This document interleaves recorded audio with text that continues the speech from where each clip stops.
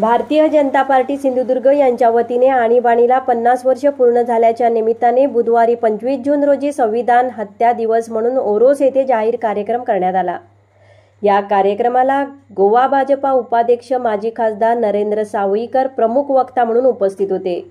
त्यांच्यासोबत सिंधुदुर्ग जिल्हा बँक उपाध्यक्ष अतुल काळसेकर, जिल्हा अध्यक्ष प्रभाकर सावंत, माजी आमदार अजितराव गोगटे, माजी जिल्हाध्यक्ष विजयकुमार मराठे, महिला मोर्चा जिल्हाध्यक्ष श्वेता कोरगावकर, जिल्हा उपाध्यक्ष प्रमोदराव राणे, प्रसन्ना देसाई, विजय केनवडेकर, जिल्हा सरचिटणीस रणजित देसाई, संदीप साटम, मनोजराव राणे, युवा मोर्चा जिल्हाध्यक्ष संदीप मेस्त्री उपस्थित होते।